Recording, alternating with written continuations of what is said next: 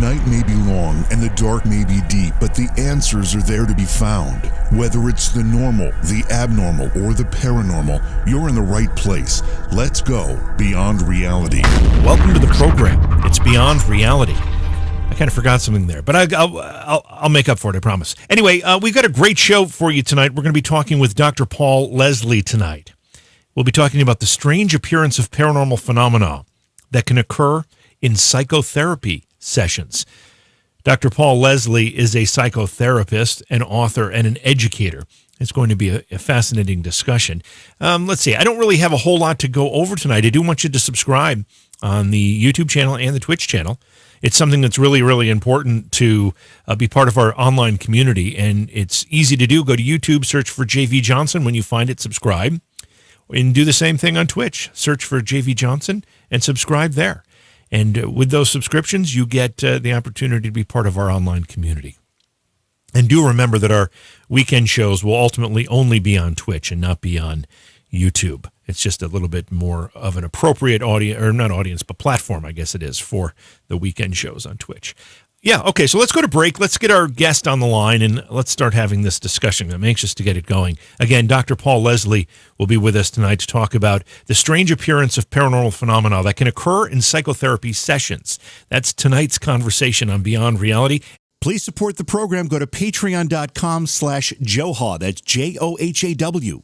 Welcome back to the program. It's Beyond Reality. I'm your host, JV. Thanks for being along with us tonight. As I mentioned, we're going to be talking about a very interesting topic this evening. We're going to be talking about the strange appearance of paranormal phenomena that can occur in psychotherapy sessions. Our guest tonight, Dr. Paul Leslie, is a psychotherapist, an author, and an educator. Paul, welcome to Beyond Reality. It's really great to have you with me tonight. Well, I'm honored to be speaking with you. Thank you. All right, so I've got to ask, because this may betray my naivete or maybe just even ignorance, but what's the difference between psychotherapy or a psychotherapist, a psychologist, a psychiatrist, all these words that begin with psych? What's the difference between all of those? Okay. Well, first, a psychiatrist is a medical doctor, and medical doctors who specialize in the treatment of mental health issues. Most psychiatrists, not all, but most psychiatrists today generally treat using medication. A psychologist, there's many different types of psychologists. There's clinical and counseling psychologists who can do therapy, but there's also experimental psychologists, developmental psychologists, who are researchers, so they don't do therapy.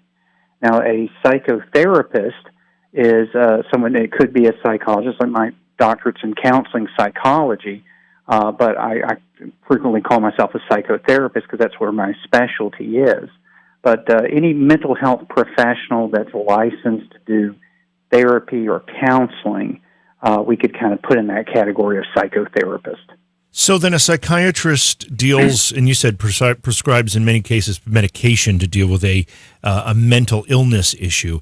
A psychologist isn't dealing with mental illness, but instead is dealing with, I don't know what we would call them. I mean, you probably have words for them, but more of like emotional problems or situational problems? Well, most psychologists or psychotherapists, that's they're working out of, may treat a lot of the same patients, clients as psychiatrists. They just do it through the traditional talk therapy route. I see. Okay. That makes a little bit more sense. And you are a psychotherapist. That's your professional training. What came first for you, this interest in the paranormal or your work as a psychotherapist? Definitely my interest as a psychotherapist. I've always been intrigued with strange things, but not anywhere near, what I've recently been researching and writing about. I'm fairly left-brain, linear thinker, so all of this is a little bit new to me in this realm, because when I got started in the field, I was interested in the how the brain works, how human behavior and emotion function together. And most of my training is from a very, I'll call it a materialist view of of emotional and mental health, meaning that it's our thoughts and actions that drive what we're doing, based a lot of times on materialist explanations such as neurochemicals and environment and those kind of things. So this whole idea that there's this unseen realm of consciousness, it was not something that was really on my radar. When you were training and going to school to become a psychologist, a psychotherapist, what were these paranormal ideas? Were they considered taboo? Were they not discussed? Were they considered to be, the stuff of nighttime stories? Was it ever really taught or considered in a professional sense as you were being trained as a psychotherapist? For the most part, no. It was, if it was even brought up, it was usually signs of a negative symptom. So that's unfortunately the problem with a lot of my field, is that we deal in problems. So anything that's within the frame of a problem, a symptom, well, it's part of the problem. So if someone were to go to a therapist who has been trained in the traditional way, we really have to be careful making sure that the person who's maybe reporting anomalous, strange, or we'll call it paranormal phenomena, is not quickly dismissed as that they are just suffering from psychosis or auditory or visual hallucinatory experiences. Not saying that might not be true, but it seemed like the automatic reaction was either the person was, ill, or that they're making something up. And so it was just rarely talked about in any of my training, and even out of graduate school. It's not a topic that comes up that, at least in a professional setting, that any kind of attention has been paid to in a respectful and, dare I say, scientific view. I think it's fair to say that a good deal, and as somebody who has spent a great deal of my adult life looking into paranormal topics, researching, doing investigating myself, and working with a lot of people that have called for help because they are experiencing what they would call paranormal phenomena, it's pretty safe to say that a lot of people are in some fashion manufacturing the problems themselves, whether it's internal, whether it's a projection, whatever it happens to be. But for a long time, people were even afraid to mention anything that they might be experiencing for fear of being ridiculed. That seems to be changing a little bit. Is it changing in your profession too? I think there is some change, but I have not seen it as far as the United States goes. I know you have listeners worldwide, and right. I can tell you that from what I'm reading in the research, there are some countries in Europe that are approaching this much differently than the United States. Now, I'm overgeneralizing because there are some wonderful therapists out there that are very open to talking about these things. And by the way, the research shows that our clients a lot of times want to talk about these things, but they're afraid of being labeled, as mentally ill or those kind of things. I just read a research paper, I think out of the Netherlands, that said they had set up a special hotline for people who were having emotional distress due to what they perceived as paranormal events. And I read another article from the UK that said that a surprising number of therapists in anonymous surveys stated that they wanted to have more training in how to help people who they believed were suffering from these strange experiences that they may be having. So, I mean, that gives me hope. But at the same time, I'm also a realist because, I mean, I see and talk to people who will instantly dismiss people's experiences. And it's kind of sad because we're trained that we create a safe space for clients for them to talk about what's going on with them, and we try not to be judgmental, but unfortunately, it's a knee-jerk reaction, maybe due to our training or our fear of, looking unprofessional, that we just kind of, maybe jump in and look at it through a pathology lens instead of saying, this may be either a legitimate thing, and even if it's not a legitimate thing, isn't this person worthy of compassion and respect to tell their story? Right, that's a good point. Some people clearly, when they talk about a paranormal experience they've had, and this seems to be the case particularly when it comes to things like possession, and I mean some of these really extreme cases, there's a clear reason to believe this might be either a mental illness or some other problem manifesting itself versus an actual paranormal experience. But then there are many that are kind of anomalous, and you can't really define whether or not, somebody says they saw a ghost. How can you dispute that? So when it comes to a mental health question, how do you separate the two? And we may be getting ahead of ourselves in the conversation, but I'm curious, how do you define whether or not someone either is truly experiencing something that they have no proof of, or they're having some other type of either a mental illness issue or something that is definitely not paranormal? Right. And I think that's very important to make that distinction because, again, another study I've read in a neuroscience journal stated that half the population will generally have some form of an auditory or visual hallucination in their life. And it may just be a one-time thing that they can't explain. So if half the population is having some kind of auditory, visual, kinesthetic, hallucinatory experience, whether or not it's real or not, that we need to be mindful of that because it's no longer abnormal. It may be the norm. Yeah. It's just, I define when it be any kind of disorder, like a mental health disorder, is it causing the person distress? Is it dysfunctional, as meaning that it's just disrupting their entire lives? And is it such a deviance from the norm?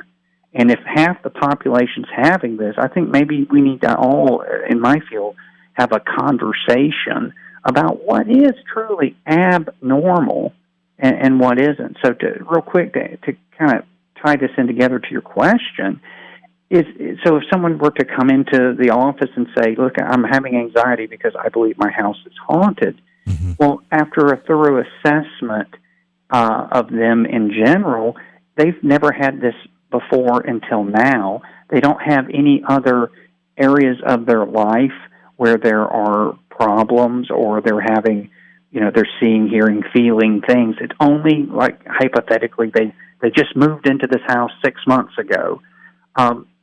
It's easy. I think it's easier to rule out, mental health issue. Now, it doesn't mean that we have to believe that the house is haunted, right? Because it may be, something else. But to immediately dismiss it, oh, well, you're just making it up, or you obviously have a mental health issue and you need help. That knee-jerk reaction, I think, just a wall goes up, and I think we hurt more people than we can help. Let's talk about paranormal as a word for a minute here. In terms of the conversation that we're going to continue to have tonight, how would you define paranormal? Well, actually, it was asked on an interview I did recently about why didn't you use paranormal in the title of your book, and you used anomalous. And the only reason for me paranormal is I didn't use is because it's become kind of a charged word. And the reason I say that is you turn on the television now, and every other show seems to be called a paranormal show. It's true. And some of them are very legitimate and good, and you don't need to comment because I know you're fairly close to some people there. But and some of those are legitimate and all of that. But then others, it's television. So I felt that that's such a charged word. I kind of moved away from it. But to kind of elaborate on the question, whatever the norm is for me, para meaning, kind of like outside, above the norm. So if somebody happens to have an experience of, they're sitting there reading a book and they have somebody flash in their mind that they haven't talked to in 5 years, and then 5 minutes later the telephone rings and it's that person, that we could actually call that a paranormal experience. Now, some people say, well, that's too strong a word, but if we're saying that it's just outside the norm, first of all, we need to make distinction what's the norm and what's not, but if it's outside the agreed-upon socially constructed norm, that would be a paranormal experience. It doesn't always have to be specters or psychic phenomena that's extreme. So I think there's more of a blurry line between normal and paranormal than we kind of would like to think. And in terms of the type of phenomena that someone might come into your office or a similar professional's office and talk about, where you have to weigh these things we've discussed, mental health issues versus actual experiences, that can take the form of, as you said, ghosts, specters, maybe alien encounters, abduction stories, Bigfoot encounters. I mean, it can run the gamut, right? Yeah, it can, but I found that generally, I've only had a couple of experiences with clients in this realm, but other people I've talked to, it tends to focus more around, and it can certainly be any of that, but it tends to focus more around issues, emotional issues related to either the unseen presences or just not being able to, how do I put this, not being able to feel like things are as they should be. So it's like something's off in their life, and it feels more like a spiritual issue than a physical issue. Those tend to be the two that jump out. Now, I've had colleagues who have had experiences with people who claim to, have had alien abduction, but they tend to gravitate more to the professionals who do that kind of work with clinical hypnosis and those things. And we always have to be careful, stating that those are factual, because the mind is so powerful, it can do all kinds of things and make us believe whatever. But it's certainly whatever is affecting the person emotionally, that could be a catalyst to seek help. If, and this is my big thing that I'm working on here, is if they feel comfortable talking to a mental health professional about it, and unfortunately, most people just don't. Really, often you'd think that the office of a professional such as yourself would be a safe haven, and I know we talked about this just a few minutes ago, where it doesn't always work out that way. But if they were willing to talk about it anywhere, it seemed like that'd be the place. But they're afraid, right? They're afraid of being labeled, quote unquote, crazy. Yeah. Oh, exactly. And I have a short story, an example, and a sad one to tell you about, is that here locally, I had a friend who lady was getting divorced, and her daughter was about 16, 17 years old, and it was a hard time for the daughter. So the friend of mine asked for a referral, and I said, well, I hear this person's good. And so the daughter went to talk to this counselor or whoever, therapist, and everything was going good for the first 2 or 3 sessions, and then on the third session, the daughter started opening up to the therapist to talk about, there's some weird things that happen at my house, and lights turning on and off, things moving, all this kind of, I guess we call it maybe poltergeist activity. Mm-hmm. And after the session, the therapist called the mother and said, this is what's going on. I think we may need to start talking about medication. And so the mother called me up and was very upset and said, Paul, I can't believe this, because she's wanting to put my daughter on medicine. And I told her that I've been experiencing the same things in the house. I just never wanted to scare my daughter and tell her. So they've both been experiencing the same thing independent of each other. But this therapist made, in my opinion, a very bad call, a jump to thinking that because what was happening to this young girl had to be something that was of a psychotic nature, that she should be on medication, and recommended she go talk to a psychiatrist. Well, not only did they not go back to that therapist, they never sought help further. So this young girl started to make progress, and the progress ended because the therapist was a little closed-minded and maybe just jumped to an extreme due to maybe the therapist's discomfort with the topic. Now, I don't know what you can share and what you can't with that particular story, but what would be the type of paranormal, we'll call it, phenomena or experiences that someone would relate that would make a therapist jump to medication? It seems like it would have to be pretty extreme for that to happen, or maybe not. Yeah, well, I think in this case, I believe that this particular therapist, maybe her religious beliefs were a certain, so we're supposed to check our biases at the door, but we're all human and have them. Right. And I think when you have a belief that anything that goes on like that has to be either you're either crazy or it's the tool of the devil or something. Yeah.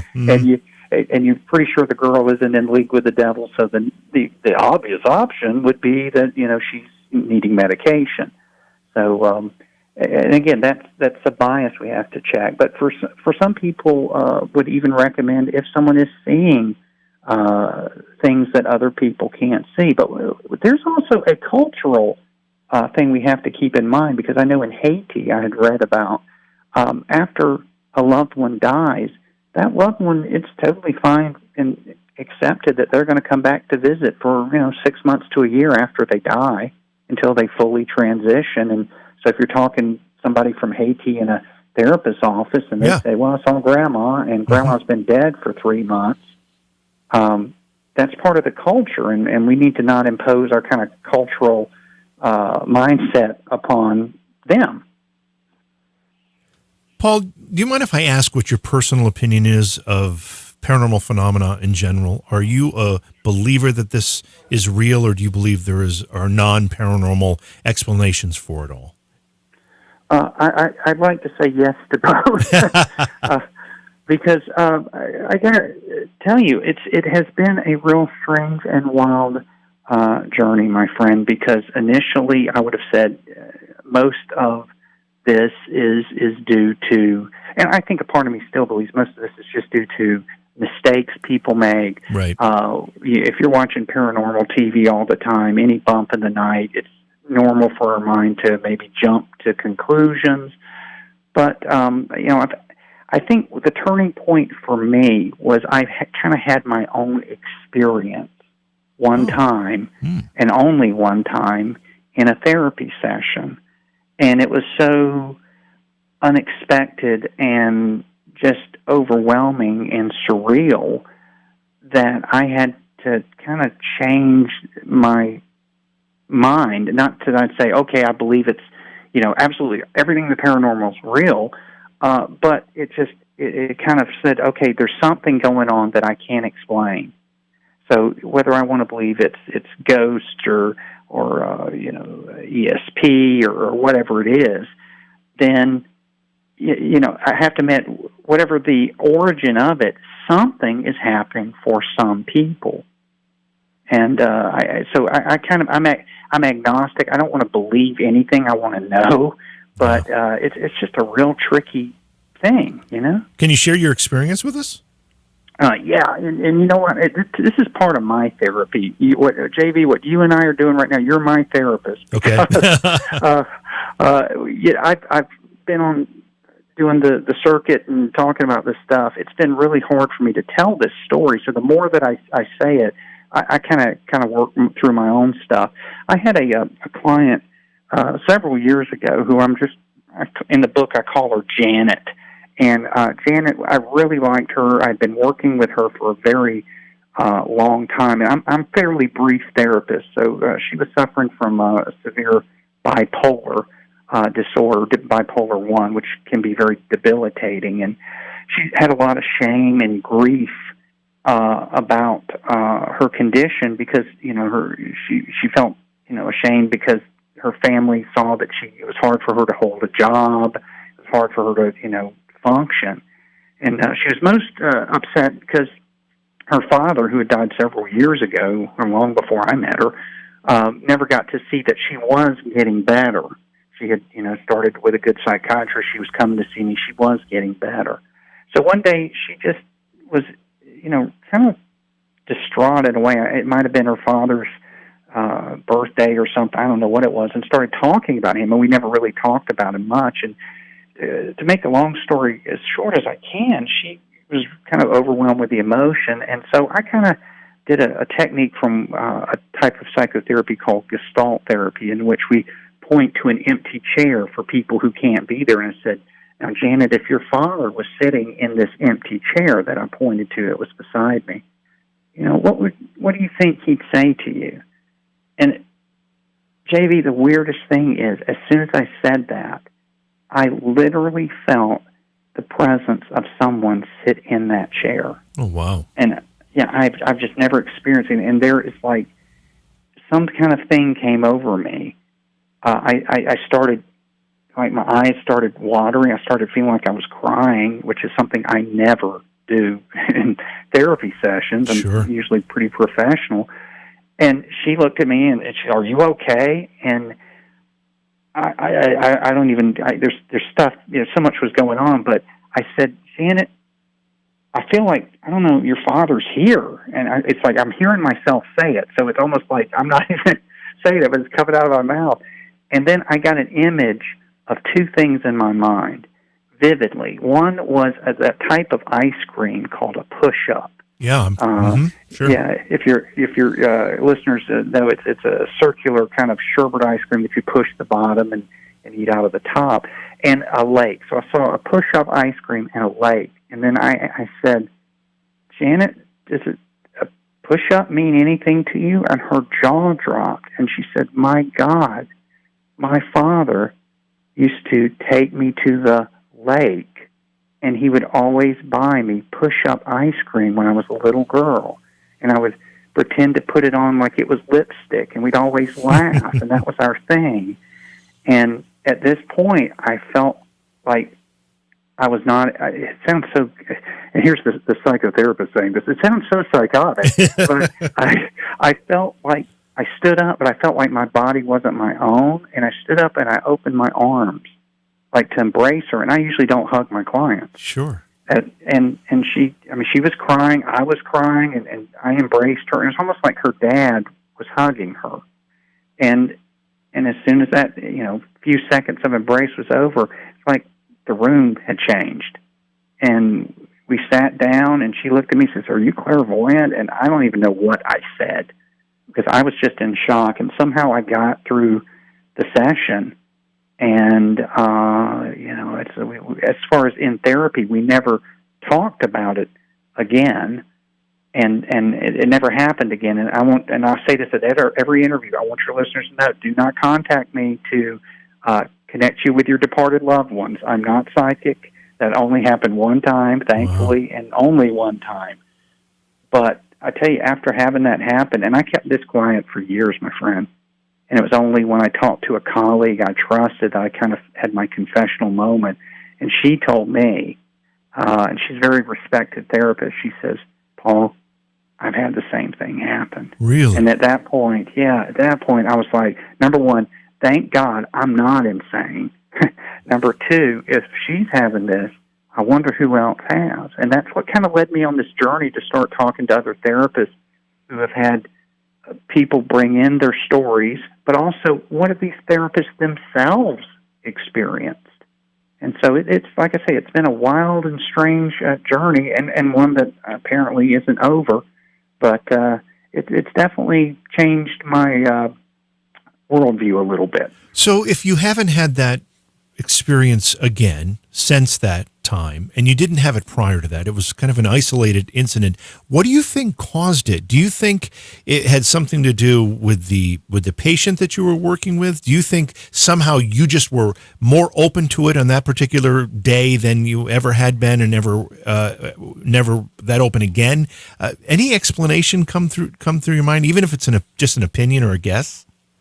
Yeah, this is my opinion at the moment. So if we talk next week, I may have a different one, because I'm still trying to figure it out. But I'm not yet at the place where I believe that her father was working through me, that there's disembodied dead spirits. I mean, and if a lot of people do, and if you do, that's fine. I'm not judging you. It's just I'm not there yet, I guess.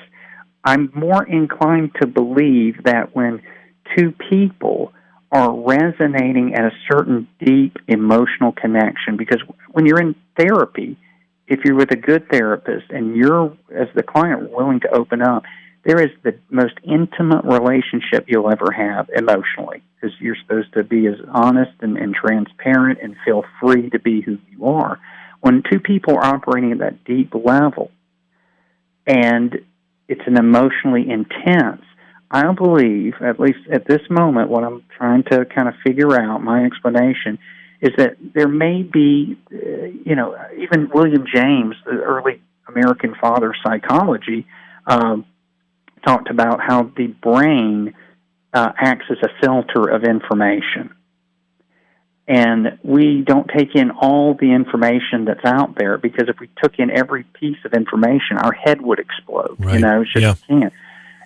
But certain times of stress, of upset, of trauma, whatever it is, surprise, that filter kind of opens up a little bit.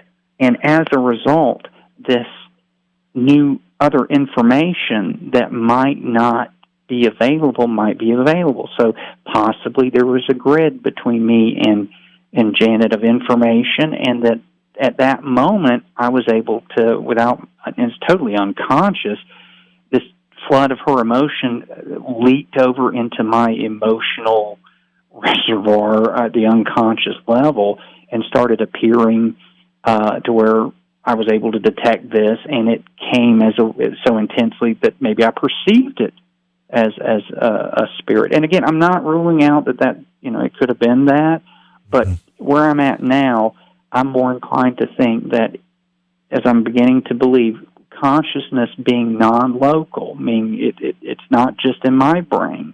It's like a meeting of consciousness that only seems to happen for some people at certain key times and certain key conditions. Yeah, and I think that's an idea that's gaining a lot of traction among people who consider these things more closely than I do, because I've had a lot of folks on the program who have started to explain it that way and connect the dots that way. It makes it a very interesting conversation. We're going to go to break here in just a minute, but we're talking with Dr. Paul Leslie. He's the author of a book that we're going to be talking about as well, called Shadows in the Session: The Presence of the Anomalous in Psychotherapy. When did you write the book, Paul? The book has really been over the last year or two of collecting a lot of narratives from other therapists who had similar, as far as similar as in paranormal or strange phenomena, but different episodes with their clients. So it's a base. I look at the literature. I found out a lot of the secret history of the early days of psychology was actually tied to psychic phenomena and things like that. I've been on this whole, wow, I'm learning so much about my field over the last year or two. And then when I got all these stories, it just came together really quick. So this is a fairly new look. And to be honest, not to toot my own horn here, but I think I'm one of the few people who've even approached this topic of how this shows up in psychotherapy, and I really hope that I'm not the last. Thank you for being with us tonight. We've got a great conversation underway with Dr. Paul Leslie. Dr. Paul Leslie is a psychotherapist. He's also an author and an educator. His book is called Shadows in the Session: The Presence of the Anomalous in Psychotherapy. And we've been talking about the book and his work and the idea that paranormal phenomena crosses some lines, particularly as it relates to Dr. Paul Leslie's profession as a psychotherapist. Paul, the book, if someone was to just kind of walk off the bus today and didn't know anything about what we're talking about, how would you describe it to them? Basically, it's an exploration of it's partially the hidden history of research of what we used to call psychical research, or paranormal research in psychology, and how these things manifest in the hidden rooms of psychotherapy sessions and are rarely talked about. I mean, I've never gone to a conference and heard anything about it. So the byline would be that. And, it's just so interesting to me that we've had this whole history of psychology that has been built up as a science. And but if you really start looking and doing some investigating, the early foundations of our field of psychology had a lot of influence of psychical research. The funny thing I've just found out is that the second and the third international congresses of psychology that happened in the late 1800s, turn of the century, half the panel was about psychical research, what we call today parapsychology. So for a couple of years, many of the top figures who were developing the field of psychology, because technically psychology as a field didn't really start till I think 1876 or 1879, so it's still a fairly new field compared to like mathematics, but it was all in there. And then there became this great whitewashing of our history to where that was the fringe, or we call it the pseudoscience now, and all of that. But yet, the early psychical researchers' influence in psychology actually led to the tightening of research protocols, qualitative research arrangements, all these things that have just been kind of hidden.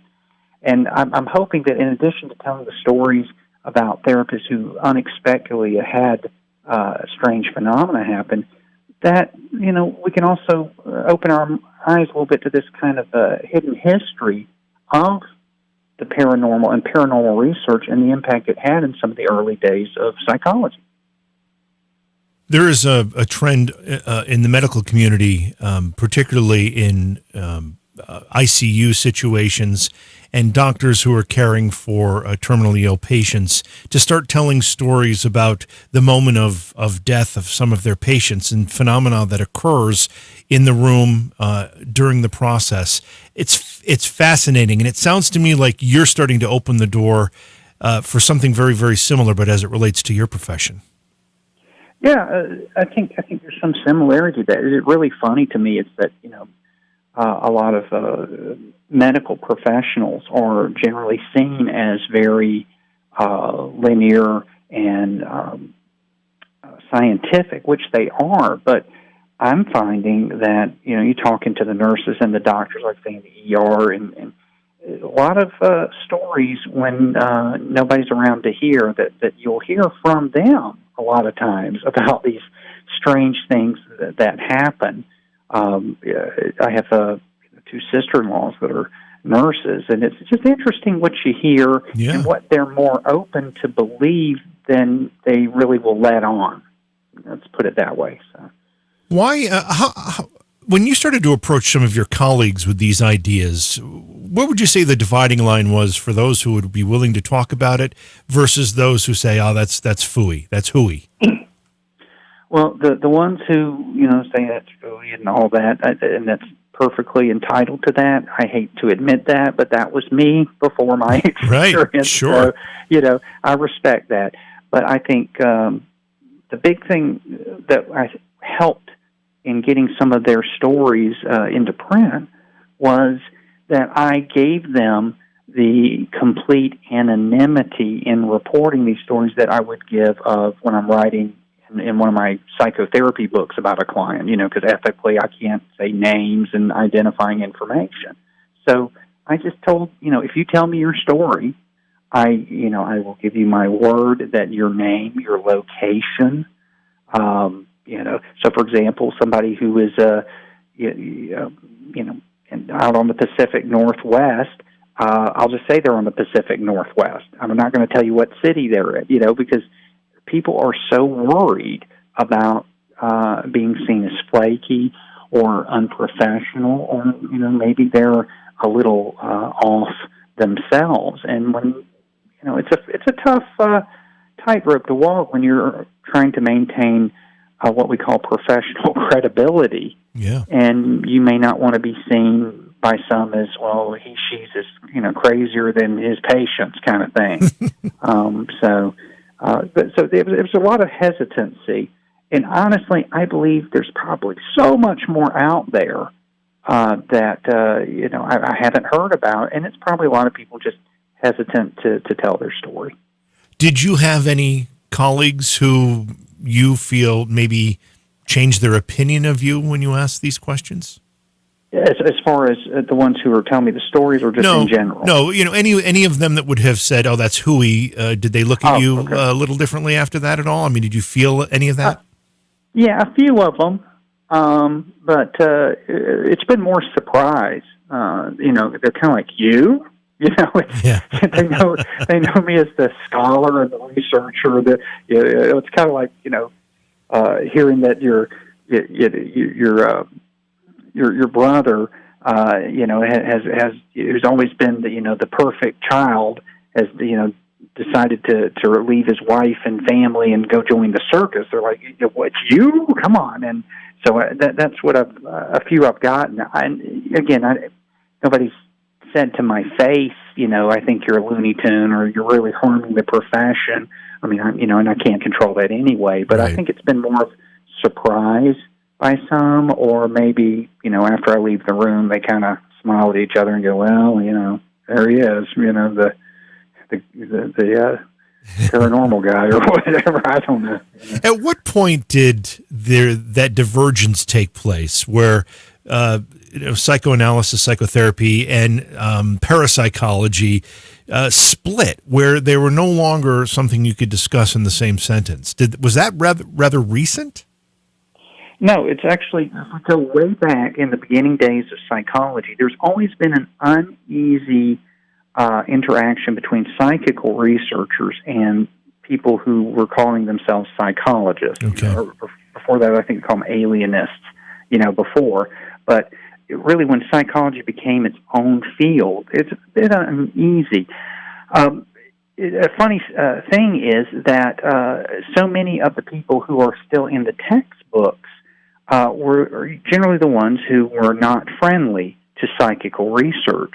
It's funny because when I teach general psychology, which is Psychology 101 at the local college where I teach, I noticed that there's just a very small portion of information about William James, who we consider, the first real great American psychologist and one of the most brilliant people in the history of the United States. Mm-hmm. Well, he started his lab at Harvard, a psychology lab, in 1876. Well, the textbooks list Wilhelm Wundt, who was very scientific and not friendly to the paranormal, as the father of psychology, and his lab opened in 1879.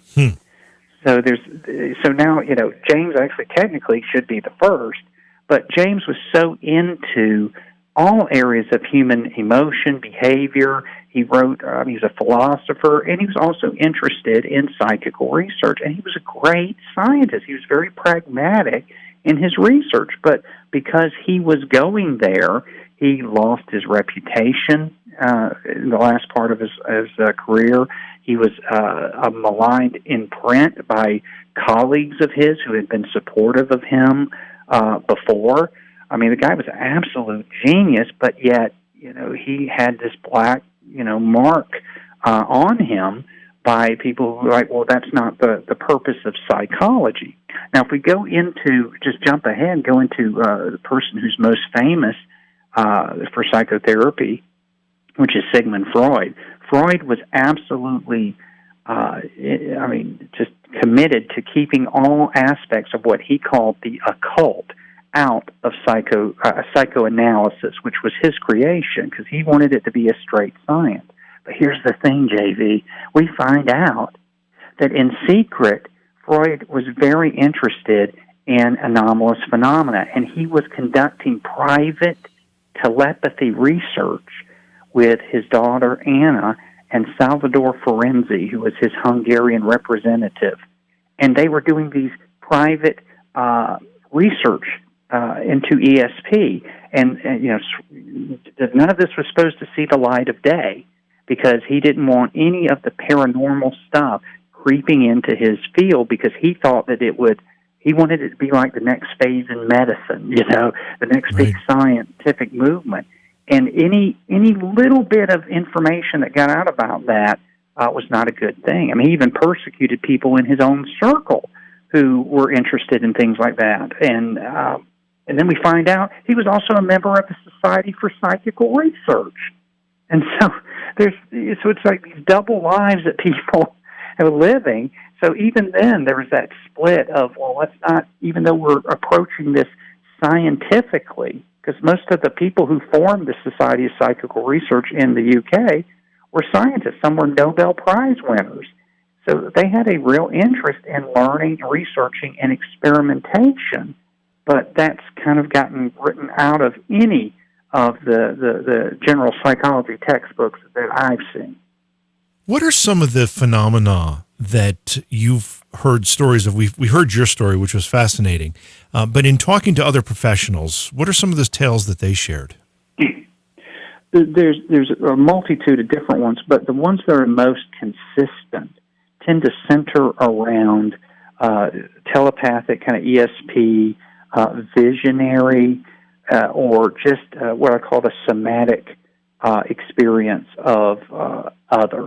So they feel something, or they may see something, or they get, and they being the therapist, getting the image of certain things in their mind. Here's an example. There was a therapist I interviewed who, she said one day she was just taking a coffee break, and as she was doing that, this client just, it's like an image just flashed in her mind, and it's like it was like a picture of the client in distress. Her face was in distress, and she felt this very, very strongly about her client. And she hadn't seen this client in 6 months. They had actually finished their therapy, and the client had met the goals and gone on. And for the whole day, it was just bothering her, and she had this feeling that should I call her? But I shouldn't call her because there's no reason to call her, and that's. And then what happened, either, I can't remember, it was either later that day or the next day, that client called because called for an appointment because something traumatic had happened to her around that day or so. And so here's this therapist picking up this information. And then, like I said, maybe that in that deep relationship they had, there was some kind of that information, like non-local consciousness, happened, and the next thing you know, here's the client out of the blue, having gone through something personally traumatic and needing to talk to her again. So there's a lot of those. There have been some to where people who are working with clients, these therapists might get, like, they hear things, like someone talks to them and says, ask about this, and they're startled and they look around, and then when they regain their composure, they actually ask about it, and it opens up this whole realm to help the client that they would never have. I mean, talk about something totally random, Right.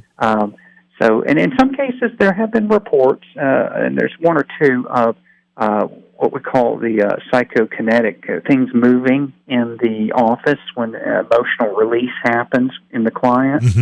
And in one case, in a way, it was funny because the person who I interviewed was so kind of a rigid person, rigid clinician, nice guy, but I mean, he wanted to be an engineer, but he decided to go into psychology. He actually saw shadow of somebody standing behind his client. Oh, wow. That felt when the client was talking about her departed mother, and he even wondered if that was the mother, which left him really shaken. Now, for the listeners, don't worry if you're going to see your therapist. This does not happen all the time. This rarely happens. But apparently, sometimes these things can seem to show up. I would have to think that if there can be one, I don't know how it would be. Do psychotherapists generally video their sessions, or is that not something that you're supposed to do? No, you only... to help with confidentiality, you would only video, with obviously the client's permission. But, right. Most people would prefer not to be on video. Sure. I just would have to say though, if any one of those stories particularly where something moved on its own, some kind of telekinesis, psychokinesis situation in one of these sessions, and that could be proven to be authentic, that right there would kind of be case closed as far as whether this phenomena actually exists or not? Well, it would certainly help. I just don't know if we could ever really close the case on any of it. And what I mean is, the problem with all of this stuff is that if it is indeed tied to consciousness, the way we do anything is by using our consciousness. Right. So we're trying to study consciousness by using consciousness. I mean, this is like the M.C. Escher drawing of the hand that draws itself. Right. So I don't know if we can ever have a definitive, say this is it. Now, we could watch the video, but again, there's probably been a lot of videos that may be legitimate but aren't taken seriously. Sure. Because, it always calls into question. And then when you have professional skeptics, whom I actually believe it's important to have those people to keep, honesty going. But sometimes when they're overzealous in dismissing anything that's outside their belief, I don't know if we could ever, even with compelling evidence, say, "Yep, case closed." But it certainly would help having some good video. When you looked into these stories, had these conversations with other professionals, did you see any kind of pattern as it relates to the clients? And I know that you can only get so much information due to confidentiality, and that's very important. But at the same time, did you see any patterns? For example, we're always told from a paranormal research perspective that poltergeist activities generally occurs when there's a adolescent female in a home or involved. Anything like that? Any patterns jump out at you that you could point to? The biggest pattern, when I looked at all the things I had heard and received, and even with my own experience, is most of the time it was a time of heightened emotion, and I don't mean where somebody's freaking out, but to where the emotional defenses come down and someone is exhibiting emotion, to where it's like it's coming up from them. So in that scenario where the therapist was just seeing the strange shadow, the emotion was coming up from this client of grief at the death of her mother. In another case where something moved in an office I spoke about earlier, the therapist said that the client was emotion was coming up, but the client had a habit, a protective measure, to almost like push the emotion down to not feel. And so this therapist had a lamp move, fall off the table where there's no reason where that should happen. And she believed, and again, I'm not saying what's true and what's not, I'm just going on what I'm told here, but she believed that the emotion was so intense that when the client tried to push it down to control it, it got dispersed. And that goes back to that whole thing about having an adolescent with high intense emotion in a home with poltergeist activity. But again, it's emotion. There has to be, in all of these cases, between the therapist and the client or clients, a openness of connection. That's the other thing, because I didn't hear anything to where it's the first session and they were just doing the intake form. It's usually when there's been a therapeutic relationship of trust, comfort, and that emotional wall comes down. Those tend to be the most consistent patterns I can see. I'm fascinated by the use of the word emotion there.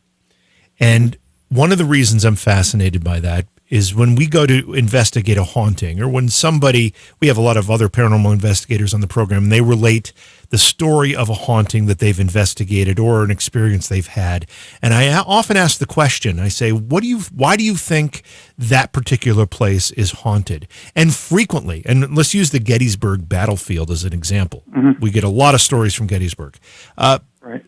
when I ask the questions, because there's so much emotion, because that battle, the soldiers being pitted against each other and dying in a field, there's so much emotion. And or somebody dies in a car accident and there's a haunting related to that. It's such a tragedy and there's an emotional imprint on that area. Or the same thing with a haunting in somebody's home. Grandma haunts this place because she loved it. It's the emotion. That word keeps coming up in all of this, and I find it fascinating that we're talking about people that are experiencing something from the living standpoint, and their emotion seems to be a catalyst for this other activity. Right.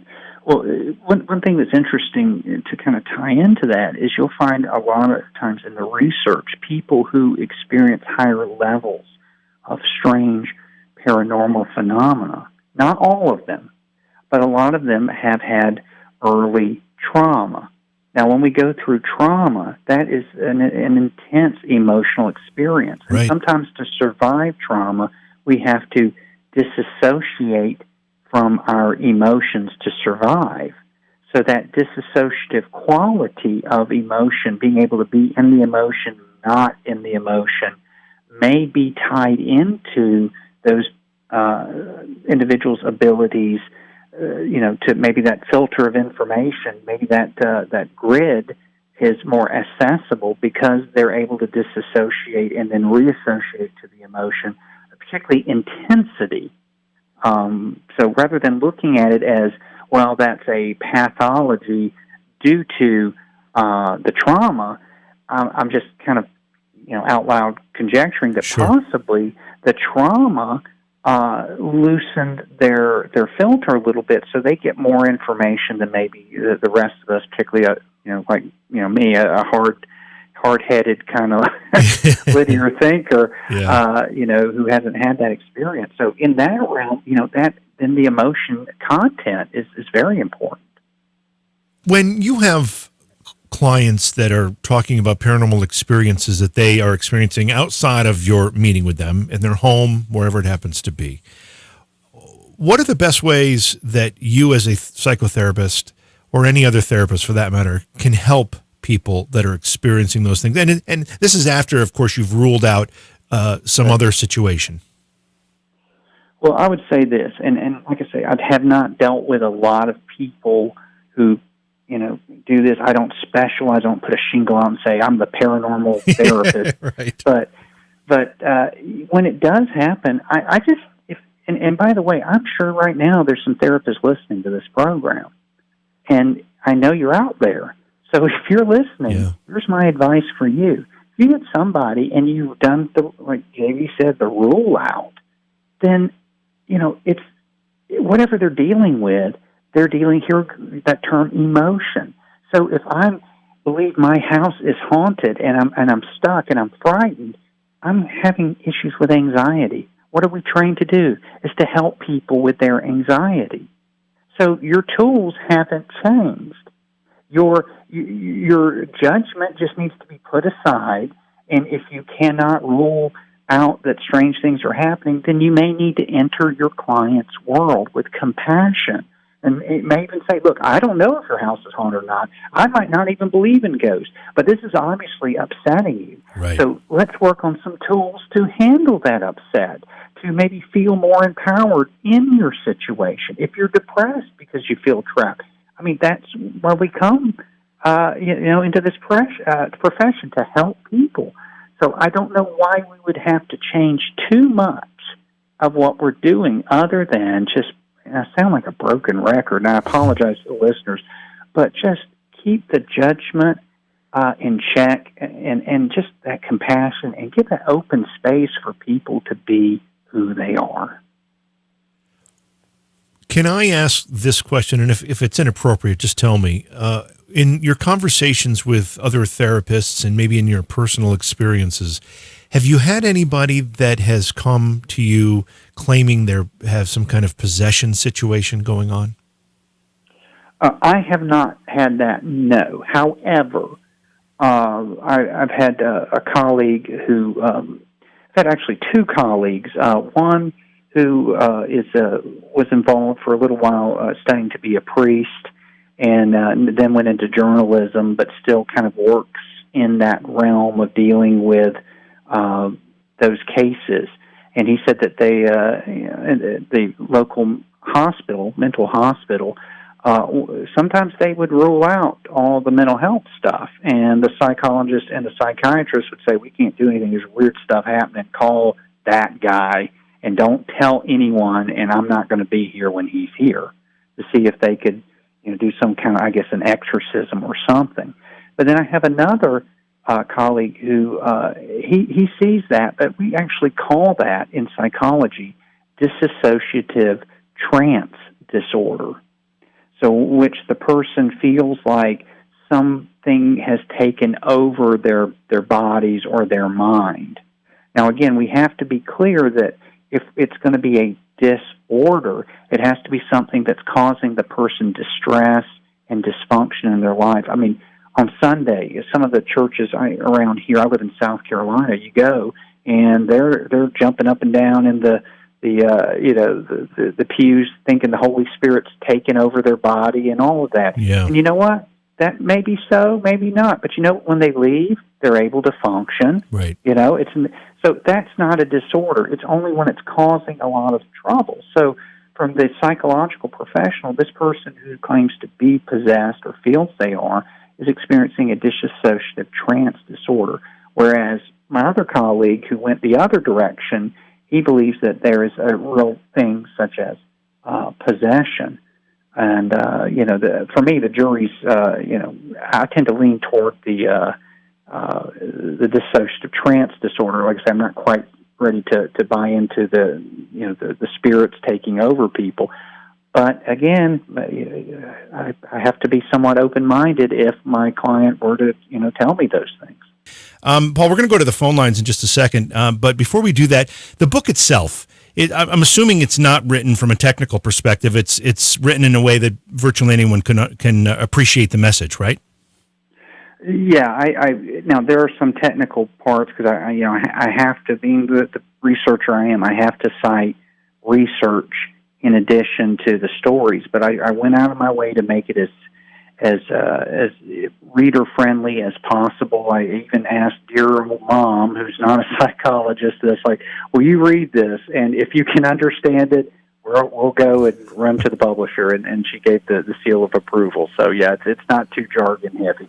I didn't think we were going to have time for phone calls tonight, and we've had a bunch of people actually wanting to come on, and I wasn't going to take them, but we do have one caller that wanted to share some information with you, Paul, and they wanted to remain anonymous for the call. But anyway, caller, welcome to the program.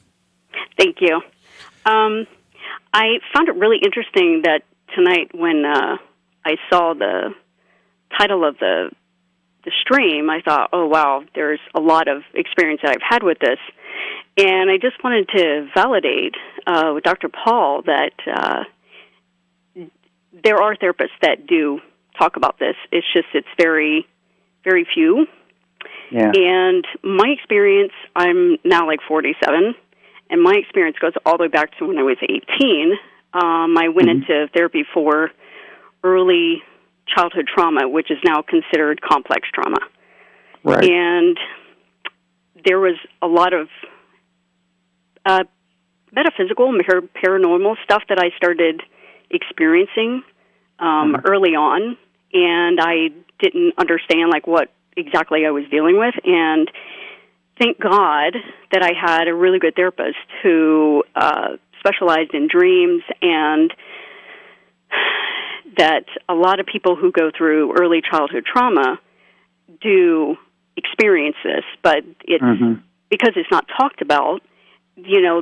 They're either medicated or they're overly medicated when they're really dealing with stuff that is considered woo-woo, and they're, it's put off as something. It's something of the mind. My therapist did teach me how to distinguish, between paranormal and metaphysical abilities with stuff that the mind can actually produce on its own. And it's really interesting with some of the stuff that I experienced. She said it's your mind is very powerful, and it can really manifest, things that people would consider ghosts or entities or aliens,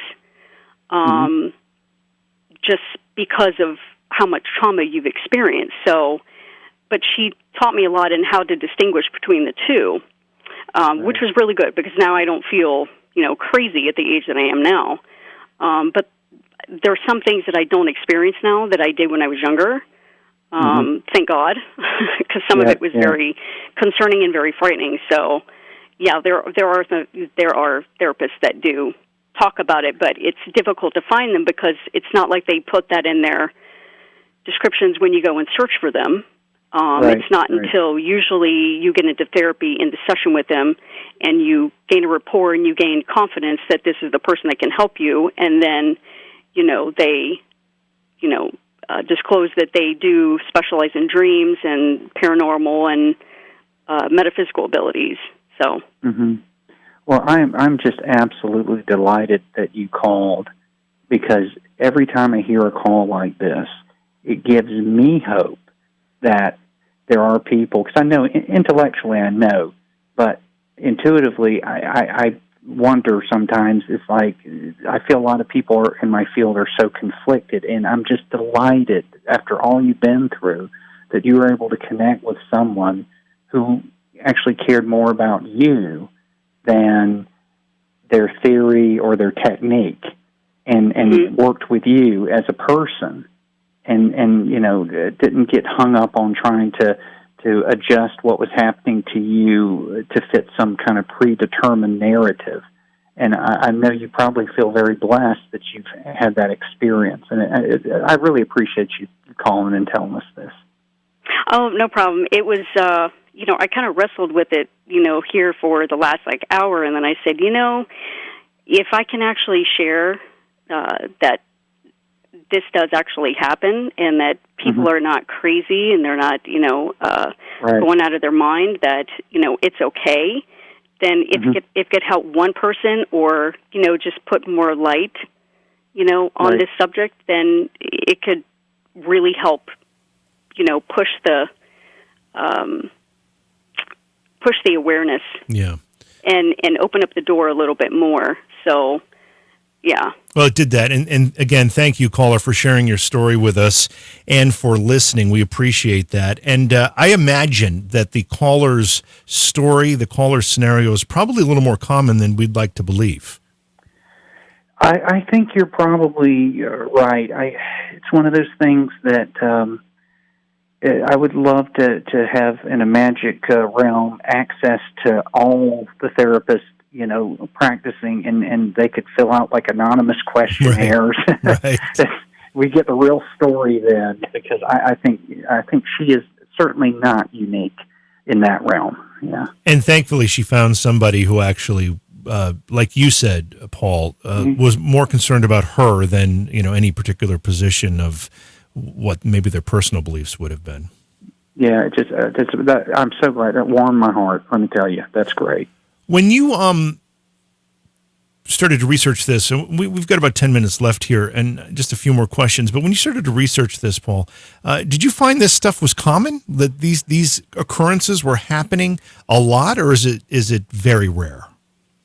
I would say it's very rare, but it's kind of like if you look at statistics, when you say, oh, it's not very significant, but it's still significant. You can have a small significance in a statistical study, and Sure. It's still important, and it still matters. I would say it's very rare, but when it happens, boy, does it happen. That's just one of those things. It's pretty memorable for the person who's experiencing it. And to be fair, there may be little stuff going on that maybe our rational minds don't pick up on, or we dismiss that, we might have, if we were looking at it a different way, might have immediately jumped out at us. What do you recommend to somebody who may be seeing a therapist for some of the things we've talked about tonight? Some of these, maybe we will call them paranormal phenomena that might be occurring in their life. They can't explain it. They go to a therapist, and they're not happy with what they're hearing. Maybe the therapist completely rules out any kind of unusual explanations and won't even discuss the idea. What do you recommend that person do? Well, again, this is a big generalization, but if you've stated, I'm having this issue and you believe it is paranormal, and the therapist rules it out, and, and we're trained to do that. We want logical explanations, but it doesn't sit well with you, or you're told that there's something wrong with you when you down deep think it's not. Why would you not get a second or a third opinion? I mean, we do that in medicine. Sure. So my recommendation is start picking up the phone and call around. And if you're worried about, like you live in a small town, if there's within an hour drive, you don't have to go every week. If you can save up and go, every couple of weeks, just to have somebody to talk to that gets you. So you may call and say, what's your stance on clients who suffer from strange or paranormal experiences? And you'll know real quick who's comfortable and who's not, because it ain't a question that we usually get. So you'll hit them off guard, and you'll get to hear the real thing. But if you're in a relationship therapeutically with your therapist, and you trust them, you've gotten to know that they're there for you, I say, take the risk and just say, hey, what do you think about this? And you may be pleasantly surprised. The profession may be making progress in accepting some of these ideas. And we do know, as we've talked about, there are some therapists that are willing to talk about these ideas and not going to judge a patient who brings them up. But overall, does psychotherapy itself have tools available to it that can actually help people dealing with legitimate paranormal activity? I really, truly think so, and I'm going to tell you why. Now, some of my colleagues will think, no, but the problem is that they're getting, again, hung up on causes.